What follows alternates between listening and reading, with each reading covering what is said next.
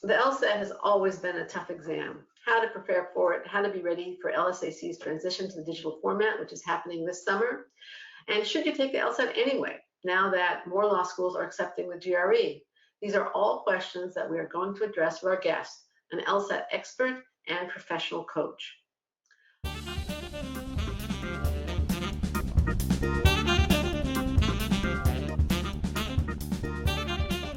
Welcome to the 312th episode of Admissions Trade Talk, the podcast dedicated to graduate admissions and helping you approach the application process thoughtfully and successfully. I'm Linda Abraham, the founder of Accepted and the host of this podcast. My mission and passion is to help you show that you both fit in at your target schools and are a standout in the applicant pool. The result, you get a message one day that causes you to jump up and down shouting, "Yes, I'm in!" And not only in, but in at the best program for you. The featured resource for today's show is the Law School Admissions Guide, 8 Tips for Success. It's a free download, and you can grab your copy at accepted.com/312download. Again, accepted.com/312download. Our guest today is Steve Schwartz of the LSAT blog and LSAT Unplugged podcast and YouTube channel, which we're going to also link to from the show notes at accepted.com/312. Steve graduated from Columbia University in 2008.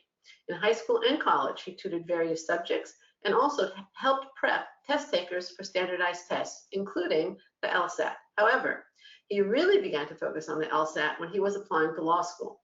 He founded the LSAT blog in 2008 and never looked back. Today, 11 years later, he has helped thousands master the LSAT, get into law school, and sometimes secure scholarships worth tens of thousands of dollars. Steve, welcome to Admissions Straight Talk. Thanks so much for having me, Linda. Pleasure to be with you. My pleasure. Now, how did you get involved more specifically with LSAT test prep? What's the backstory here? Yeah, sure. So I got into it back when I was considering law school myself. I was in for a very rude awakening when I took my first diagnostic test and scored a 152, which is right around the average score. And very slowly and painstakingly over the course of an entire year, I brought my scores up to achieve a 175 on test day. And so once I did that, friends started asking for help. I started helping other students at Columbia, and then it kind of just grew and grew from there. It really was not something I expected to do, especially since I started off not doing so well on it. But I found I really loved teaching, and I really enjoyed the LSAT once I came to master it. And so shortly thereafter, I started LSAT blog, and then kind of things just took off from there. Great. Now, before we turn to your coaching, I'd like to discuss the changes taking place in the LSAT world and the law school world, and there's a lot of changes taking place. First, what's happening this summer specifically with the LSAT? Yeah, sure. So a number of different things are happening this summer. The biggest one is, of course, that the LSAT is finally transitioning to a digital format. It has always been paper and pencil, and it's the last remaining major grad level exam to go towards digital. But starting in July, they're going to be administering it on a tablet. Specifically, in July, half of students will receive the paper and pencil format, the old format. The other half will receive the digital format. LSAT will choose for the student and won't be telling them in advance. This is kind of their way of doing a controlled study about the results on each side.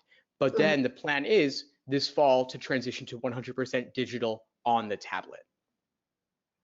And are there any changes in terms of, so the LSAT's going to be the same whether you're on digital or on your paper, right? And that is the idea that the content will remain the same on the LSAT. There's no real change to the content per se, right? The content itself for the digital LSAT will remain the same. So students who are familiar, you'll have logic games, logical reasoning, reading comprehension. All of that will be identical in terms of content. The only thing that's changing is the style in which it's delivered. Okay. And I mean, are there changes that you're making in terms of your prep for your students? There are a lot of changes. I think one of the biggest changes I can think of is that students who are used to writing on the page, drawing diagrams, writing freehand, they will no longer be able to do that. Instead, you'll have scrap paper on the side where you can make any diagrams and notes, but on the tablet itself, you're fairly restricted in terms of what you're able to do. You can't draw on the screen with the stylus the way that you might be able to expect. The other big thing I think students should be aware of is that they're only going to be able to see one question at a time. They won't be able to view an entire set at once, And when you think of logic games as a group of questions, reading comprehension as a group of questions, this is a major change. You kind of have to click back and forth to move to other questions within that set. And so I'm advising students who are not yet familiar with this to practice with PDFs if they can, so they get used to reading the questions on the screen and then having the scrap paper to the side rather than doing questions only on paper out of the books. Makes sense. That makes sense. Now, one of the other big changes in the law school world over the last couple of years has been more and more schools accepting the GRE. When do you advise applicants to take the GRE instead of the LSAT, or the LSAT instead of the GRE? What's kind of your position on that? That's a great question. The vast majority of law schools, the LSAT is the focus. I talked to UCLA law admissions dean recently, and he said that they only took about 5% of applicants with GRE scores. And I suspect that these are usually special cases where the applicant is extraordinary in some particular way that makes the school want to overlook the fact that they have not taken the LSAT, maybe folks from STEM backgrounds or folks with impressive resumes. But for the vast majority of cases, they do want to see an LSAT score. They do want to see that you're serious about law school, that you've made that investment in yourself. And I think that I wouldn't advise the average applicant to go for the GRE instead. Okay. Now, I have a lot of experience in the B school world, and I'd say, I don't remember exactly when the GRE first started to be accepted, but it was probably 10, 12, maybe 15 years ago. I don't think it was quite 15 years ago. And initially, that was how it started. It started with, if you're really serious about business school, you need to take the GMAT, you need to show the commitment, unless you're applying for a dual degree program or something like that. And then it was, we have a slight preference for the GMAT, but the GRE is really okay. And now the siren song in the business school world is, we're agnostic. Take whichever test you're going to do better on. Do you see that happening in the law school world, or do you not have an opinion on that? I don't think it's quite as likely for a couple of reasons. The biggest one, I think, is that pre-law students don't like math. That's why they went into law, right? So even though the math on the GRE isn't especially difficult, of course, it is math. Pre-laws tend not to like that. And so even it's more difficult than the math on the LSAT. Yeah, the LSAT doesn't have math, right? It has puzzles, but most of it's reading related, which folks tend to find more palatable. The other thing is the rankings. We don't yet know how the US News rankings are going to consider GRE scores. It's a big question mark. Right now, if you're an applicant and your LSAT scores are above the median for a particular school, then they would love to have you because you'll boost them in the rankings. We have no idea how the GRE will factor into this. And one thing I would caution students about is, let's say they take the LSAT on an official administration and it doesn't go well. Well, they have that score on record. Even if they now take the GRE, the US News rankings will consider that low LSAT score. So I'd say only take the LSAT when you know you're going to be ready. And once you have a score on file, you have to at least get a better LSAT score, even if you take the GRE as well. And then the last thing I'll say is that the LSAT scores have a very strong demonstrated correlation with first-year law school grades, which then relate to bar passage rates, which law schools care very much about. And the GRE, they've done some correlative studies, but I'm extremely skeptical of those. I think they were looking at students who were likely to do well on standardized tests regardless, not necessarily those who are going to do well on 1L grades in particular to start with. All right. Let's turn to LSAT Unplugged. There are lots of test prep companies out there. What does your coaching bring to the marketplace that it otherwise lacks? Well, the biggest thing, of course, is that it's me in particular. I'm a one-man show. I don't have other instructors who are doing this on the side or anything. This is me personally teaching every class, working with every student one-on-one. I guess another big thing is that I release almost everything I do for free. Probably 98% of the material I create is out there on my website, on the YouTube channel, on the podcast. I release recordings of free online classes, recordings of free in-person classes. I've also started releasing one-on-one coaching sessions on YouTube and the podcast. So you can see exactly what it's like to work with me before making a decision. You can consume dozens or hundreds of hours of material and hear me talk forever if you want before deciding whether it's right for you. And I don't know of anyone else out there who's releasing this much material as a free sample of sorts. All right. Can you give our listeners, so generous, can you give just a few of your best tips right now for, let's focus now on just planning for LSAT prep. Yeah, well, I mean, yeah. I mean, in How much terms time of do you recommend somebody allow?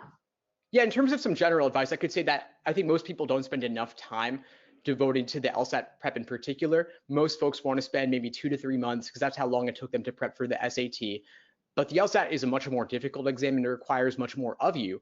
And the LSAT score is weighed far more heavily in the law school admission process than the SAT is, for example, in the undergrad admission process. So I think 5 to 6 months is a good amount of time for the average person to reach their fullest potential. So put in the time. The next thing I'd say is don't just do exam after exam and measure your results.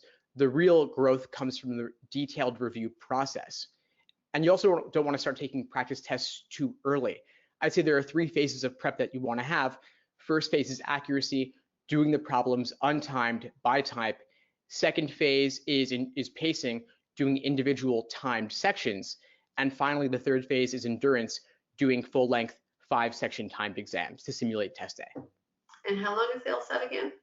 The LSAT is a little over 3 hours when you consider 5 sections of 35 minutes each, plus a 10-15 minute break in the middle. Right. Okay. And how about the day of, let's say the day before the exam and the day of the exam? So day before, I wouldn't do anything at all. Rest, relax, take it easy. At this point, you either know it or you don't. You're not going to cram for this. This is not a memorization test. So, go for a walk in the park, take a hot bath. Excuse me? Go to the beach. Yeah, go to the beach. Yeah, if you're in LA, definitely, right? And then I think the day of the exam, you want to wake up early. The prior week, you want to have at least gone to your test center once. You have a general sense of where it is, how to get there and such. So morning of, you wake up early, you're all packed and ready to go at least the day before. You get there early, you bring some warm-up practice problems to do with you, like do in the car or a coffee shop nearby, and then you avoid other people so they don't stress you out. You just walk in and kill it. And you've done at least, ideally, 10 timed practice tests before this, so this is just another practice test type experience for yourself. Yeah, practice makes perfect. So it makes you feel more comfortable. What do you see in your crystal ball for LSAT coaching? And you see it, I assume most of your coaching is done over the internet or via webcam like we're using, right? What do you see coming down the pike?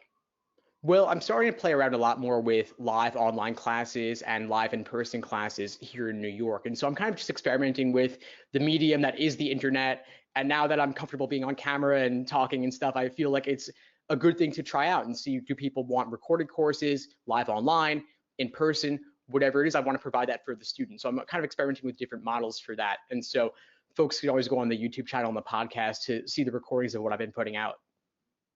All right, so you're moving more in that direction, it sounds like. Am I correct? Or Yeah, 100%. I feel like people don't want to read as much anymore. They want YouTube, they want podcasts, and so I'm trying to give them what they want and what's going to allow them also to study on the go. You can watch a video on your phone, you can listen to a podcast on your phone while you're cooking, whatever. So you can kind of get all that, like folks listening to your podcast now, they can kind of make use of that passive time to learn something. And so I want to give that to people. the gym, whatever, right? Exactly. Yeah.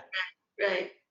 Any plans on your part to expand into the GRE or other test preps, or are you just busy enough with LSAT?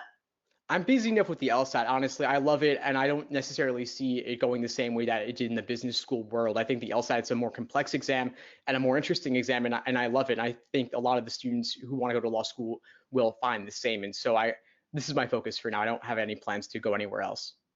Okay. What would you have liked me to ask that I didn't ask? Oh, that's a great question. I think that one good question that I could talk about a bit more is the review process for students who are studying the LSAT. And I did think another question that I do want to ask, but go ahead. Oh, sure. So I think for the review process, Mm-hmm. so for the review process specifically, I think that like I said, you want to take exam sections, take full exams, but then before simply checking the answer key and moving on, you want to really engage with that problem in more depth if it gave you trouble. Maybe you work through it timed first. then untimed afterwards and see if your results differed between the two situations to see if it was the timing of the question that gave you trouble or if it was the content of the question that gave you trouble. And then if you had a problem with the answer choice, what was tempting about the wrong answer choice that made you pick it, and what ultimately makes it wrong? And what's discouraging about the right answer choice that pushed you away from it, and what ultimately makes it correct? You want to do that again and again and again so you can see these traps of encouragement towards the wrong answer and traps of discouragement away from the right answer, because the LSAT is a really tricky exam. They are laying traps for you. The choices are not random, and so getting a sense of those patterns is really useful. Right. And obviously the focus on what went wrong is much more useful than the focus on what went right. I mean, there are times to learn from both, but probably in this situation, the best is to really, really make sure you understand what went wrong and how to fix it and how to avoid making it the same mistake again. The other question I wanted to ask you, which came to my mind, is, there's been a drop in LSAT passage rates over the last, basically since 2008. And maybe you might be in bar passage rates with that. I'm sorry, bar passage rate. I'm sorry, bar passage rates. And there has also been tremendous shrinking in the law school market, which apparently hasn't affected your business at all. But do you feel that there is a correlation, let's say, to any kind of use of the GRE or the decline in competition for law school spots and average LSAT scores and the drop in the bar passage rate? That's a great question. I think it's not really due to the GRE, because such a small percentage of applicants have been taken using GRE scores solely. I think instead it has much more to do with the decline in the number of people applying to law school. But there's been a massive expansion in the number of law schools over the past few decades, as I'm sure you know. But if the number of applicants declines, those schools still need to fill their seats. And so they kind of have to dig deeper into the barrel and kind of accept folks who aren't necessarily as capable of passing the bar in the end. And so I think these law schools are in a tough situation because on the one hand, their own interest is to further their own existence. But on the students themselves, maybe some of these students shouldn't have been going to law school in the first place. And that's why the LSAT is such a good indicator of how someone's likely to do in 1L, for example. And so if they can't do well in the LSAT, then maybe, this might sound a little bit harsh, but if you can't get an above average score on the LSAT, if you can't break 150, then maybe law school is not right for you, because we do want to know you're going to be able to do well your first year, that you won't drop out, and that you will, of course, be able to pass the bar in the end and get some ROI on what you spent on tuition. Right. We actually received an email from somebody, an inquiry from somebody. It was basically, I got in the 130s on the LSAT, and do you think I should retake it? And I of course replied that yes, I do think you should retake it to have a chance at any kind of competitive law school, because and in the back of my mind, I was also thinking that there is a strong correlation between LSAT scores and bar passage. If you can't get it above the 130s, your chances of passing the bar are fairly limited, fairly low. So you have that tension between giving somebody a chance and just encouraging them to incur a ton of debt with no ROI. So it's so true. And you always, I'm curious what you think, because people always ask me, I got a low LSAT score, should I write an addendum? And I always say, well, just retake. The proof's in the pudding, right? What do you tell folks in that situation? In the case of a low test score, including the LSAT, I almost always say that an addendum, what are you going to say? There was a jackhammer outside the building. Yes, that will affect your LSAT score. It almost always is best to retake. Now, I can remember, this was probably 20, 25 years ago, I had a client, this was certainly after I started the business, and she was really bright and accomplished. And unfortunately, the day before she went in for the LSAT, I think her mother was diagnosed with breast cancer, advanced stage breast cancer. Wow. And she went in and took the LSAT, and I think got the worst score she'd ever gotten. And the deadlines were approaching, and it was much more rigid. There were fewer test administrations then. We're talking the 1990s, so it was even before you tried, right? And so in that case, and she had good grades and really impressive applicant. And in that case, I said, you just have to let them know what was going on in your life when you took the test. But these days, when there are so many more administrations, and she also had very good grades, if you come in with a low LSAT and a low GPA and you're trying to write addenda for both, it doesn't hold water. And if you write an addenda for the LSAT, when there are today many more test administrations than there used to be, again, it's like, why don't you just go and retake it and really show us what you can do? Yeah, exactly. Yeah, that's another thing we should talk about is that it's gone from that change only happened like this year, really. It went from being 4 times a year to being now 9, 10 times a year, which is nearly every month. There's always another chance to retake just around the corner. In fact, I'm telling folks who are registered for June to also take it in July because there's only a 5-week or so gap. So all you have to do is stay fresh on the LSAT for another 5 weeks and you could score 3 to 4 points higher. And if not, no big deal. They only take the highest score. Wow.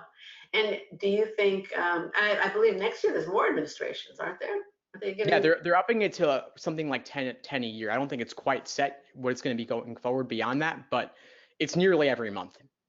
That's much different. Much different. Big time. And how do you feel about, in general, my advice always is take the test when you think you're ready, and go for your highest score. Don't take it like as a practice. Do you agree with that, or take practice 100%. tests offline? Yeah, there's no need to take an official administration and pay them $200 approximately, and then have a low score on your record. I don't see any upside to that really, other than the proctoring. But a lot of the different LSAT prep companies out there offer free proctored exams for marketing purposes, and you can tune out the sales pitch if you want and just sit there and get the proctored experience. Or you can have a friend proctored or proctored on your own if you're disciplined, and that'll give you a good sense of where you are. But bottom line is, it's going to tell you what you already know, which is that you don't know the LSAT yet, and that's okay. You could get a low starting score like I did, and just know that this is like a foreign language. It is possible to improve significantly, and you'll have to just put in the time. But yeah, don't have a bad score on your record for no reason. Agreed completely. Steve, I want to thank you so much for joining me today. I really appreciate your taking the time to speak with me. Where can listeners learn more about your LSAT prep work? Yeah, sure. Thanks, Linda, for having me. It was a pleasure. So folks can find me on the LSAT blog. They can just Google Steve Schwartz LSAT blog. They'll find it. I'm also on YouTube and podcasts as well. So the LSAT Unplugged YouTube channel, youtube.com/LSAT blog. Then the LSAT Unplugged podcast is available on iTunes, Spotify, Google Play, and pretty much everywhere else. Right. And we're also going to link to it from the show notes at accepted.com/312. The blog, the YouTube channel, all that, as well as we're going to link to other related resources and interviews. Listener, I want to thank you too for joining Steve Schwartz and me for our 312th episode. A quick reminder, grab your free copy of the Law School Admissions Guide, 8 Tips for Success, Acceptance Informative Free Guide for Law School Applicants. You can grab that also at accepted.com, at accepted.com/312 download. So the links are at accepted.com/312. The download is accepted.com/312 download. And a final request, if you find the show worthwhile, please share the good word by leaving a review on iTunes. Your doing so helps us spread the news about Admission Straight Talk. You can find a link in the show notes. Again, that's accepted.com/312. That'll take you both to our iTunes page. There are also links for Stitcher and I think Google Podcasts. And if you want to leave a review elsewhere, that's fine too. Thanks again for coming. This is Admission Straight Talk produced by Accepted, and I'm your host, Linda Abraham. I'll talk to you again next week.